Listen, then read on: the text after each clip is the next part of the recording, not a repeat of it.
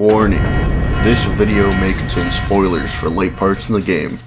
If you plan on playing this at some point, turn back now.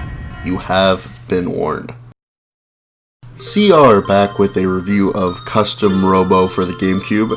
Now this will be a kind of mixed review, as though I would suggest you play the game. I want to brace you for the most part a good story that ends rather blandly, and it could have obviously been longer. It had more to it. It is possible they ran out of time during development and just ended the story early, but that's beside the point. Let's start talking about the basics. So in this game you pilot a custom robo in a Coliseum where the person transports their mind into the robo to use it, with robos being more toys than actual giant robots, which I think is a nice take on the genre. As being a custom robo, it can be customized using data from fighting other robos, getting pieces as the story progresses. You can change the body, the gun, the left-hand bomb gun, the flight pod on the back, and the boosters on the legs. Mostly you're going to be changing the body and the main gun, because I really don't use the bombs that much, or the pod, because I feel like mostly the bombs are for cornering the other person's robo, but it ends up not cornering them more often than not, and just directly shooting with the many different types of guns. I feel like there are a lot of dud pieces of equipment though, as some just never hit the enemy, while there's some on the other side of the spectrum that are ridiculously overpowered. The part that I like though is that this depends on who, or maybe the body/equipment you're fighting against, as some overpowered weapons become a lot less overpowered and more of a burden, needing to experiment with what you have equipped. Other than piloting the robo, there are some small portions where you walk around to get to the next story beat, and there's really no exploring necessary, as the game is sadly totally linear until you unlock the second mode after you beat the game, but that's also totally linear. But I'll explain that in the extra segment. The story opens with a not seen conversation between the MC's father and the MC as a young boy. His father is leaving for a long time and has brought his son a present for his birthday, a special watch that his dad used for his job, telling him to never take it off. He then leaves and never returns. The story then cuts to the present time, where the MC apparently has a job interview at Steel Hearts, a mercenary company with very few workers who generally just clean up messes and help when they're needed, which is usually just when the police are occupied. As he goes over, he pretty much pleads for a job, though the manager Ernest, who says the MC needs a robo to apply. Breaking through the story here, this is a big piece of what the fuck, as I've mentioned previously. After a while of waiting for his father to return, the MC gets a letter that his dad had died, and in his will he wanted his son to be a commander when he grew up. At the beginning, his landlady asked what a commander is, and the MC tells her it's someone who controls a robo, but he doesn't have one, so how the hell did he think he was going to be a commander? Then this part happens, which is even weirder.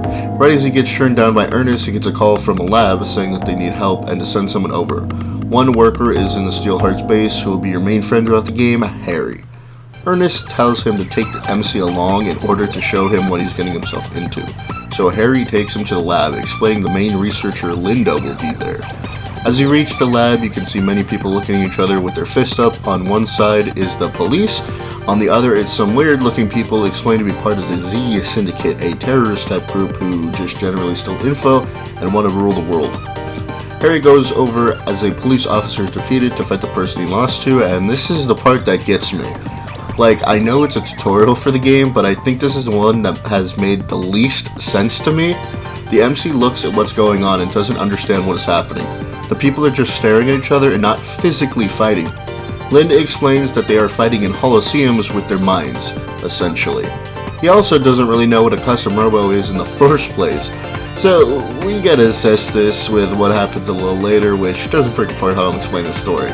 So, in this world, custom robos are kind of a national sensation and seemingly the biggest/only pastime of the world, but it might be misconstrued that it's the only big thing, as the game is only focused on custom robos. But he doesn't know anything about the career he's going into, and it's not explained when his dad died, because if he died right before the story picks up, it would make sense that he didn't know anything, just surface level, but even still, he must have seen like a tournament on TV or even like a basic understanding, because it comes off as if he's never seen them before, but as a tutorial, they made him have the same understanding as the player. Overall, it's just a weird way to relate to the player. Okay, so Linda explains to the MC what is happening. The MC goes over to Harry asking if he can help, which leads to Harry not focusing and getting his shit kicked in. Then you can find a cube, which you pick up, and it scans you, getting locked to your use, finding out that it's a custom Robo, and the reason the bad guys were there anyway, leading you to fight every single Z Syndicate member as the police all lose. Linda lets you keep the Robo as it's locked to you anyway, leading you to go back to Steel Hearts, where Linda recommends to Ernest that he hire you. The next day you're called to do some practicing at the gym. After you get a call about a dispute between two guys and a girl with both guys fighting because the girl invited both guys on a date, same time, on the same day, Harry fights one and you fight the other, chilling them out as the girl left earlier. You go back to the office where you meet the final worker, Marcia. The chief then forces you to take the Class D license test the next day, which is what you do. The next day, you get tasked with helping out your neighbors as they have a minor dispute with Harry. After helping, Marcia shows up and Harry tells you that Marcia's parents died when she was a kid, and her brother, who was a police officer, abandoned her one day, with Marcia's goal to join the police academy to get answers about her brother. You get a call from Ernest who tells you to go to Bogey's Cafe because Marv was spotted there, a notorious bad dude. By the time you get there, a man named Literally Evil, part of the mercenary group Dark Blue, had already caught him, leading you to going home. The next day leads to going to Diamonds, hearing that everyone is already there, where you learn that someone was killed by a strange-looking autonomous Robo who fled the scene. The police come, which includes Harry's sister and Roy, and ask Marcia to use her powers, leading her to do a half dive, which is a power only she can use that lets her dive into someone else's Robo and read the person's last thoughts. The police take her for some questioning, and the chief gets a call that there's an illegal gambling ring going on at Bogey's, leading you and Harry to take part in it as someone is continuously winning, Bogey needing you to knock off the top guy. You and Harry notice a mysterious blue-haired man, but you don't think much of it as you win your way through the ranks, eventually defeating the leading man, Shiner. After the fight, you realize that Shiner is part of the Z Syndicate. Shiner escapes, and the next day the chief forces you to do a tournament to promote Steel Hearts, which you win. The next day, you are tasked with helping Linda at the lab, as she's worried that the lab has been targeted for something, so she has hired Steel Hearts and Dark Blue to look after the lab, which you attempt to do, as during the night the Z Syndicate sneaks in and steals something, which no one is sure what exactly was stolen. The next day begins with you going to Bogey's, hearing that a weird Robo has shown up. After getting face to face with it, Marcia says that it's the Robo that killed the guy at Diamond. You fight it and remark that the Holocene was a little strange, saying that the trees and grass weren't made of metal or plastic like normal. The Z Syndicate leader Oboro and the strange blue-haired man you saw earlier enter and explain that the negative energy that Shiner fed in the gambling hall led the Robo to the room. They did this in order to catch it, wanting to use it to rule the world. Marcia breaks down and tells you not to fight them. After the battle, the Robo runs away and you're left wondering what is really happening. The next day, the police hold a tournament which you and Harry/Marcia win. The next day is a lot more juicy. The police call you back for a practice fight, they say, and when you arrive, the chief tells you to fight some of the police officers, saying that he has something to tell you after your matches. Marcia and Harry get through all their matches as well as you, but you get an extra fight against the chief. Winning leads him to tell you he has one final test before he reveals what he needs you to do. He has you take exams for the Class S, which you do. The chief begins to tell you the big secret of the world, saying only people who have a Class S license even know about it. Apparently the Robo you fought is named Rahu. Several hundred years ago, Rahu came to Earth and nearly destroyed the entire human race, its Holocene being the real environment of the planet, while the world of the characters have experienced has all been recreations made of plastic, metal, or other material. The chief lets you rest after giving this information to stew over it a bit. The next day, Diamonds is attacked once again by Rahu, Evil fighting it when you get there, in which he actually defeats it, revealing that he was offered a job in the Z Syndicate by one of the head members, Eliza, who he had fallen in love with, letting them into the lab earlier. Eliza shows up and appears to not remember who Evil is, leading you to fight her. Upon her defeat, some more Syndicate leaders come and they begin arguing over who will control Rahu. Eliza leaves and Marcia tells you to help her fight Oboro and the blue-haired man, which she reveals to be her brother. Big surprise. You beat them, but they still take Rahu. Reporting the police squad, the chief gives you more information about the original world. He tells you that the Z Syndicate's hideout is most likely in the outside world, which is what remains of the real world after Rahu had decimated it. The gang learning they had essentially been living in a small dome that encompasses a very small margin of the actual planet they live on, which they had been told was actually flat. Yes, this is a world of flat earthers. You go through a secret elevator in the police station's bathroom leading to a bullet train underneath Daimon that leads you directly to the wall surrounding the dome, which is the only exit and entrance to the outside world. The chief claims that the reason no one has been told this is for people's sanity, knowing that their world was once destroyed by a being with unknown amounts of power that seemingly exists only to destroy, would frighten them. Even learning now, he asks you, would it do the people any good?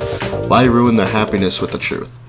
He also says he has no clue how the Z Syndicate knows the truth and needs them to be stopped, tasking the three with the mission to stop them and save the peace.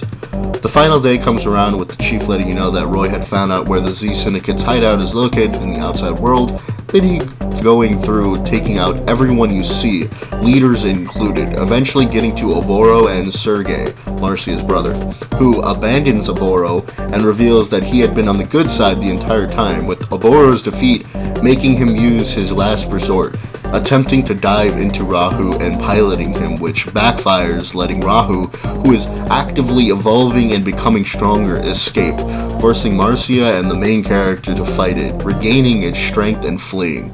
Sergei reveals that the MC's father was the original Z Syndicate leader who thought that everyone should learn the truth of Rahu and to grow from it. You also learn that the watch he gave has the power to defeat Rahu. Sergei tells the group that when Rahu originally came, it had no form, invisible but still capable of inflicting physical damage. Its evolution involves destroying as much as possible, and then using what it's learned about what it has destroyed. Then, like a chrysalis, it goes dormant, later awakening with new skills it learned before continuing its destructive rampage. Apparently, back in the day, custom Robos were only children's toys. Rahu targeted one of the toys, merging with it and gaining a physical form. The government used the opportunity, mass-producing the Robos for fighting more than being toys, and fought Rahu until its dormant cycle activated, although with no new information it got stuck in the cycle. He then reveals the big truth of the world as he asks why no one ever spoke about it, questioning that the government even had the power to force people to not talk about it, saying that the government actually didn't allow anyone to remember, creating a device to wipe memories from people, saying that the last of the devices the MC had been hiding all this time without him knowing it. The MC's father had questioned the ethics of what had been done once he had been told the truth, as it became the highest ranking in the government. The erasure of the human race's memories and the horrors they endured being the apparent reason for Marcia's power, with no one understanding because they didn't know the truth. The father, being the only one in the government who felt that the people deserved the truth, stole the last erasure device and escaped to the outside world. The government being tasked to find him, which no one did, giving the device to the MC thinking that no one would find it with him. The other members of the syndicate had agreed to this, even the leaders before they grew hungry with power, only wanting to find Rahu to take the world for ransom. The crew then heads to the next place over in the outside world, an amusement park, where you fight the last two leaders of the syndicate, the twin sisters Eliza and Isabella, leading to the final fight with Rahu, who is in the beginning process of its metamorphosis, using your erasure device. It seems to get nullified, and he comes to fight the gang, who take it down in a cool end-of-the-line battle, being the only Robo who doesn't get knocked down. After the battle, Sergei says that he has one final message from the MC's father.